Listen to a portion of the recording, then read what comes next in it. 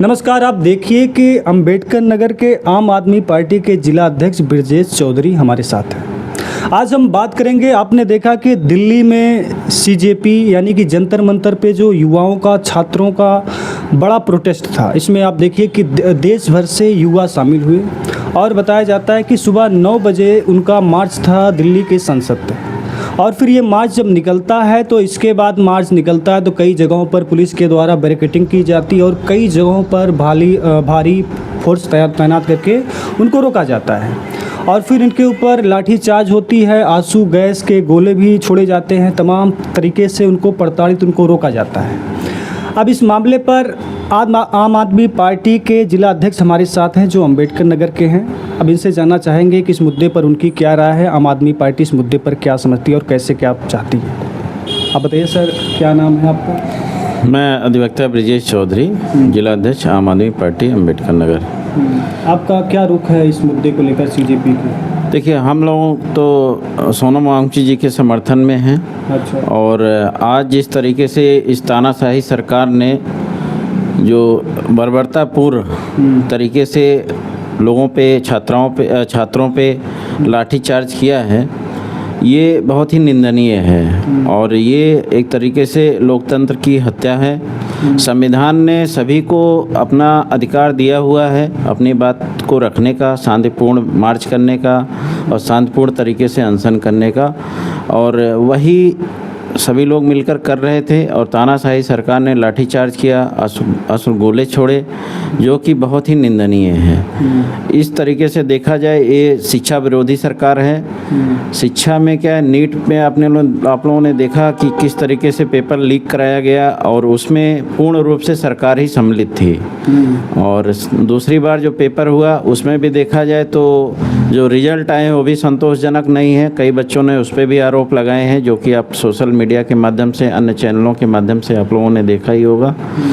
तो ये बहुत ही दुर्भाग्यपूर्ण है। सब मिला के धर्मेंद्र प्रधान जी का जो है इस्तीफ़ा होना चाहिए और शिक्षा व्यवस्था पे कुछ सदन आज से स्टार्ट हुआ है, उस पर कुछ गंभीर जो है तरीके से कानून बनना चाहिए ताकि इस तरीके से दोबारा गलतियां ना हो सरकार से।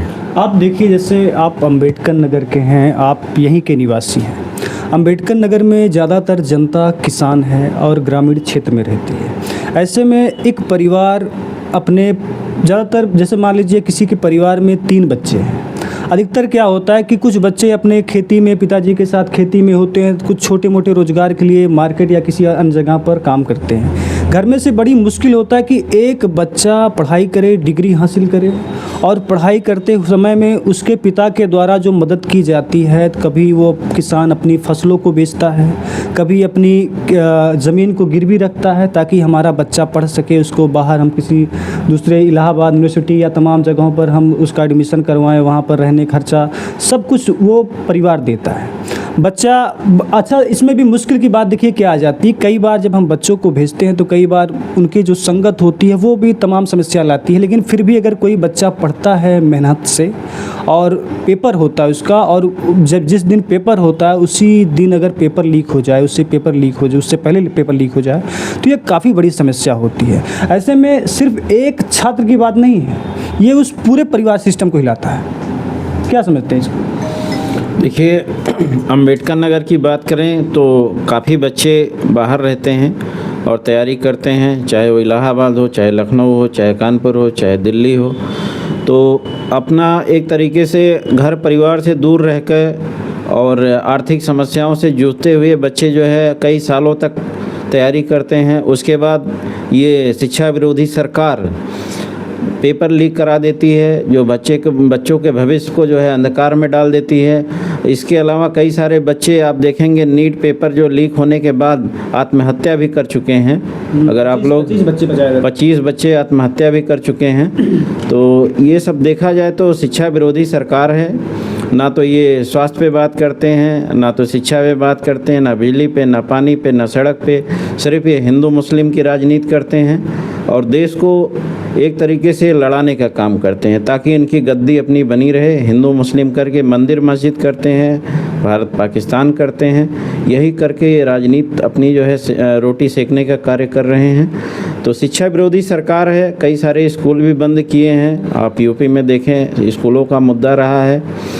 तो अपने अंबेडकर नगर में देखा जाए, कई सारे प्राइमरी स्कूल भी बंद करने के लिए फरमान जारी कर दिया था बाबा जी ने, और किसी तरीके से हम लोगों ने लड़ाई लड़ के कुछ स्कूलों को बचाया, फिर भी लास्ट तक इन्होंने 47 से 48 स्कूल बंद कर दिए हैं। तो ये शिक्षा विरोधी सरकार है, ना तो इसको बच्चों के भविष्य से कोई मतलब है, ना तो बच्चों के रोज़गार से मतलब है, ना तो बच्चों के भविष्य से। तो एक तरीके से देश ही अंधकारमय में हो गया है। तो सब मिला के ये तानाशाही सरकार को शिक्षा पे बहुत अधिक कार्य करने की ज़रूरत है। सदन आज से शुरू हुआ है, इनको कुछ इस कड़े नियम बनाने चाहिए ताकि जो पेपर लीक का मुद्दा है ये दोबारा ना होने पाए। अपने प्राथमिक विद्यालय की बात की। प्राथमिक विद्यालय करीब हमारे पास तो एकदम सटीक आंकड़ा नहीं, मगर आंकड़े के हिसाब से कईयों हज़ार विद्यालय उत्तर प्रदेश में बंद किए गए हैं। सरकार का ये कहना है, ये तर्क है कि विद्यालय को इसलिए बंद या मर्ज कर देना चाहिए क्योंकि उसमें बच्चे कम हैं। अभी हम देखते हैं हमारे यहाँ, आप जिस गांव से ताल्लुक़ रखते हैं या फिर आसपास के जो भी गांव हैं, जो भी सरकारी विद्यालय हैं, वहाँ पर टीचर्स जो हैं, टीचरों की संख्या कम है। दूसरी तरफ बच्चों की भी संख्या कम है। ऐसे में जो परिवार है, अगर उनसे हमारी बात होती, जब हम किसी गांव में जाते हैं, लोगों से बात करते हैं कि आप अपने बच्चे को प्राइवेट में पढ़ाते हैं, उसको सरकारी विद्यालय में पढ़ाया जाए, तो वो कहते हैं कि उस तरीके से पढ़ाई नहीं होती। तो आपको नहीं लगता कि सरकार को इस सिस्टम के बारे में भी सोचना चाहिए? क्योंकि जो टीचर्स उसमें आज पढ़ा रहे हैं वही कभी प्राथमिक विद्यालय से होकर आज वो टीचर बने हैं। आज वही उन माता पिता को ये नहीं समझा पा रहे, यकीन नहीं दिला पा रहे कि हम आपको बच्चे को वैसे ही शिक्षा देंगे कि वो भी एक दिन टीचर बन पाएंगे। देखिए, सब मिला के मैं यही कहना चाहूँगा, शिक्षा माफियाओं का कब्जा है। बड़े बड़े स्कूल प्राइवेट आप जितने देखेंगे सब नेताओं के हैं और इन्होंने कब्जा कर रखा है। और प्राइमरी स्कूलों की ये चाहते हैं कि बदहाल व्यवस्था बनी रहे ताकि मजबूर हो के जो मीडियम वर्ग के बच्चे हैं, और नीचे तबके के बच्चे हैं, सब प्राइवेट स्कूलों में जाएं। और ये जो है एक तरीके से बहुत बड़ा शिक्षा माफिया का तंत्र है जो पूरे प्रदेश में क्या पूरे देश में फैला हुआ है। और पेपर लीक कराने का कार्य भी इन्हीं लोगों का रहता है। तो सब मिला के शिक्षा व्यवस्था पे बहुत बड़ी सोशल रिफॉर्म की ज़रूरत है, बहुत अच्छी तरीके से नीति बनाने की ज़रूरत है ताकि प्राइवेट स्कूलों का जो हावीपन है वो दूर हो और जो सरकारी विद्यालय हैं उनकी व्यवस्था को दुरुस्त किया जाए और टीचरों की भर्ती की जाए। बहुत सारे स्कूल ऐसे हैं जो सिंगल टीचर के माध्यम से चल रहे हैं। तो आप खुद सोच सकते हैं कि कक्षा 1 से लेकर 5 तक के बच्चे, एक टीचर, वो भी सरकार उनको अलग से कार्य भी देती रहती है, तो कैसे संभव है पढ़ाई? तो जैसे अंबेडकर नगर में जिला पंचायत, अभी तो चुनाव अभी पता नहीं कब चुनाव होगा, इसमें भी कई सारी बातें हैं, लेकिन आप जिला पंचायत सदस्य और दावेदारी कर रहे हैं वार्ड नंबर 16 से, है ना? तो क्या मुद्दे होने वाले हैं? अगर आपको जिला पंचायत सदस्य चुना जाता है, जनता चुनती है, तो आप क्या विकास करेंगे अपने इस क्षेत्र में? देखिए, मेरा तो मेन मुद्दा होगा शिक्षा पे होगा, बिजली पे होगा, पानी पे होगा, सड़क पे होगा।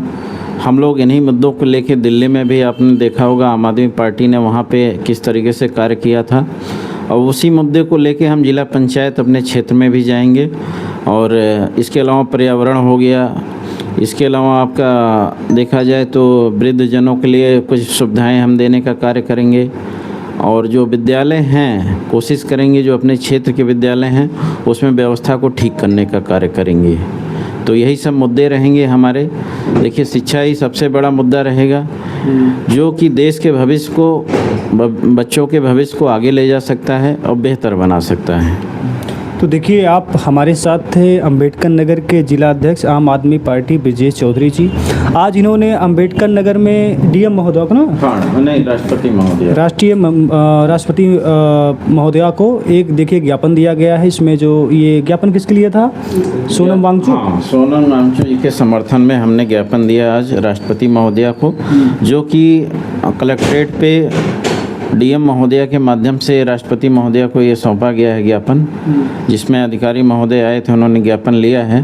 तो एक तरीके से जंतर मंतर पे जो सोनम वांगचुक जी के साथ दुर्व्यवहार हुआ है, उनको गलत तरीके से वहाँ से अनशन से उठाया गया है और हॉस्पिटल में पहुँचाया गया है ताकि अनशन को तोड़ दिया जाए। और अभी तो वो कह रहे हैं कि हमें जो है इस हॉस्पिटल से किसी और हॉस्पिटल में शिफ्ट किया जाए, ये सारी हाँ, वो तो चल रही हैं। वो मुद्दा ये है कि सरकारी व्यवस्थाएं आप खुद जानते हैं कि किस तरीके से रहती हैं। तो उनकी पत्नी ने कहा है कि सरकारी अस्पताल से हटा के किसी प्राइवेट अस्पताल में शिफ्ट किया जाए ताकि व्यवस्था जो है उनको बेहतर मिल सके, क्योंकि आप जानते हैं आज 22वां दिन है उनके अनशन का, तो उनकी तबीयत भी उस तरीके से काफ़ी ख़राब हो चुकी है। तो सब मिला के उनके समर्थन में हम लोगों ने राष्ट्रपति महोदया को ज्ञापन दिया है, जिसमें कई सारी मांगें भी हैं। उन मांगों को जो है राष्ट्रपति महोदया के सामने ये रखा गया है ज्ञापन के माध्यम से, ताकि शिक्षा व्यवस्था बेहतर हो सके, बच्चों का भविष्य बेहतर हो सके। जय हिंद, जय भारत।